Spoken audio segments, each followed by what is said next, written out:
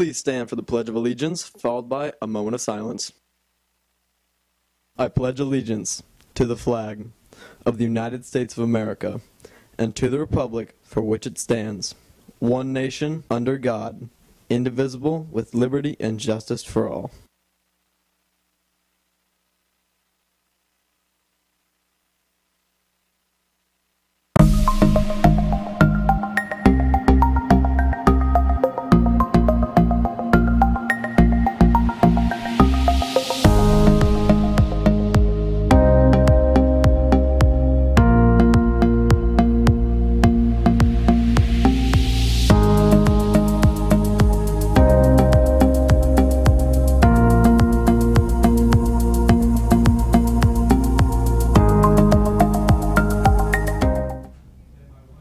Good morning. Today is Friday, April 27th. I'm Angela Ely. And I'm Jocelyn Perez.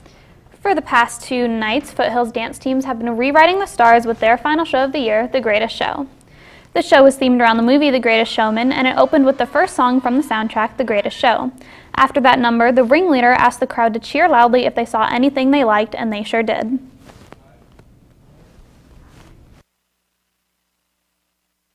The show featured performances by not only Foothill's dance team, but also some future Falcons.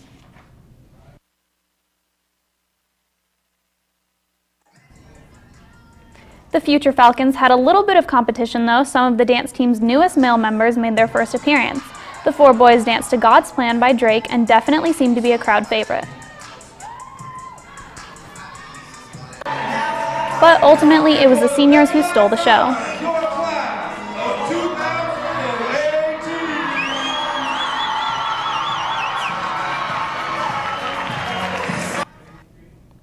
Seniors Aaliyah Barber and Savannah Thompson explained why this show was so special. It was pretty fantastic. It was the greatest show for sure, without a doubt. The greatest show. All the props really made it something different than every other year, and you missed out if you didn't come. We also just really want to send the message that the movie is trying to get about individuality and everyone being themselves, and I think we really got that in the end. It was the greatest show. When the show ended, there was a lot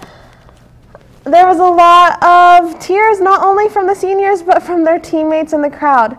The curtain might have closed, but a new chapter in the 7 seniors' lives is just beginning.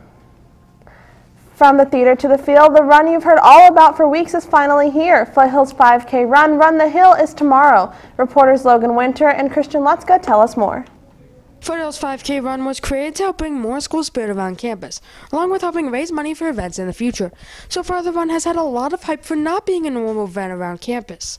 Principal Lisa Burkhead explains what the goal of the run is. So this was an idea that came from our parent group, in particular Miss Evans, who has kind of taken this idea of a 5K and no pun intended, but is running with it to bring the community together. Just a fun event for everyone to participate in. Not only does this event help our community, but it also helps our school with fundraising and creating school spirit. This run is not sponsored by Foothill, but clubs are still participating and helping out during the race, as Burkhead explains how this can help our school. It's a fundraiser, so all of the proceeds will go back to the school. So it's an effort on behalf of the parents to generate some funds for our school so that we can use that money to sponsor some fun events next school year. But again, it's an event that's not sponsored by the school, so it's a separate event, but the proceeds does come back to the school.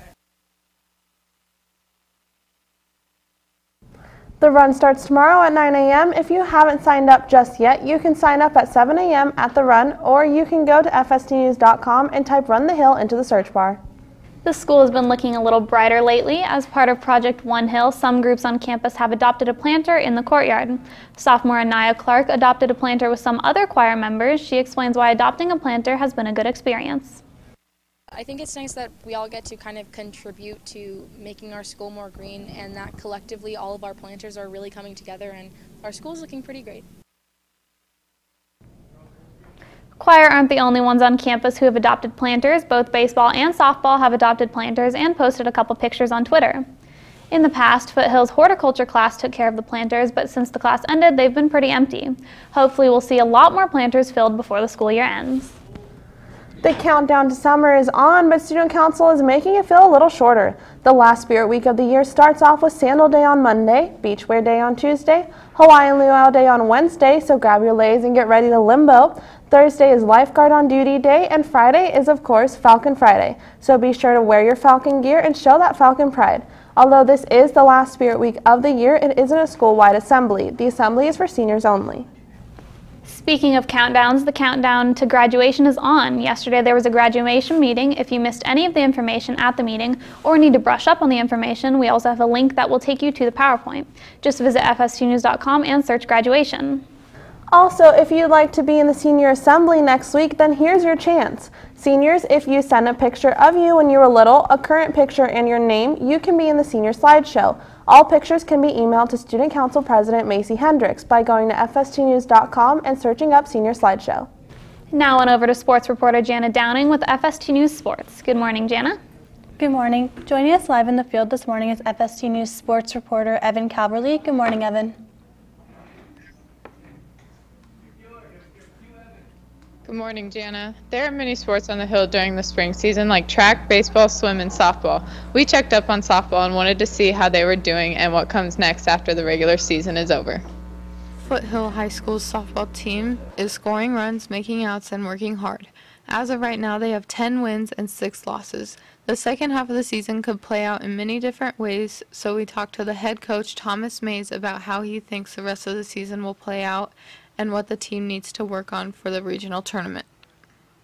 Well, hopefully at this point, the rest of the season, we're looking at making the regional tournament, and then that becomes a new season.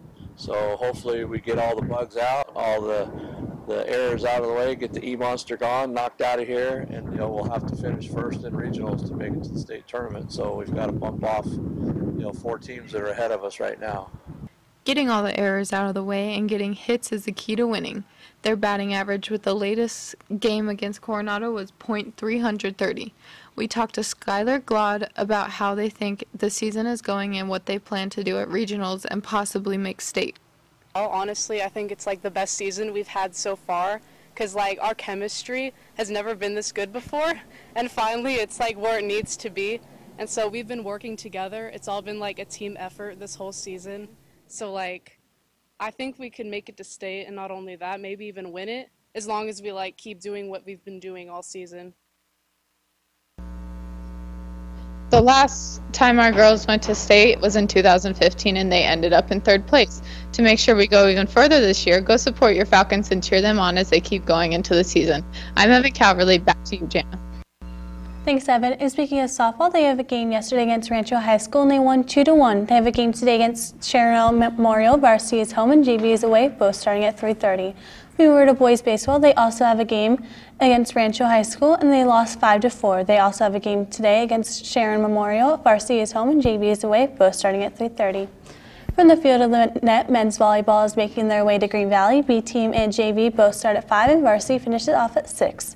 From the net to the pool, Dive has a meet today against Liberty High School over at UNLV Pool. Starting at 5:30 on Saturday, Swim and Dive take on Liberty over at the multi-generational pool starting at 1:30.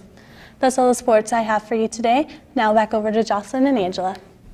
Thanks, Jana. It's getting to that point in the year where we're all counting down the days until it's over, especially for us seniors. Classes like English teacher Darren Dwyer and math teacher Tracy Martin have countdowns on their whiteboards. And yesterday, if you were at the graduation meeting, Assistant Principal Molly Jensen says that she counts down the days by how many lunches she has left. Which, by the way, is 17. If you don't happen to have a teacher who's counting down, don't worry, because FST News has you covered. You can go to FSTNews.com, and at the top of our website is a countdown to the end of the school year. Our countdown includes weekends and days off, not just school days, so don't get too worried. And speaking of ends, tonight is senior night for our baseball boys. Varsity baseball has a win-loss record of 14-11. Recently, both varsity and JV unveiled some newish uniforms. The uniforms were actually also used by the team in 2015. Yesterday, before their game against Rancho, player Evan Ringler talked a little bit about the uniforms and the upcoming senior night. They're Columbia pants. If you wear a gold uniform with them, it looks sick. If you want to see us wearing the pants, come out and support tomorrow. It's senior night. We're playing Cimarron Memorial. Again, senior night is actually tonight, not tomorrow. The game starts at 3:30, and we wish our boys the best of luck. Thanks so much for joining us today on FST News. There's only 27 days, including weekends, until the last day of school. If you haven't heard, Gwen Stefani announced her 25-date residency earlier this month. Part of Foothill's Drum Corps celebrated Stefani's kickoff outside Planet Hollywood earlier this month. As we leave you today, here's some sights and sounds courtesy of Principal Lisa Burkhead's Instagram. We'll see you right back here Monday at 9 a.m. From all of us here at FST News to you, have a good weekend.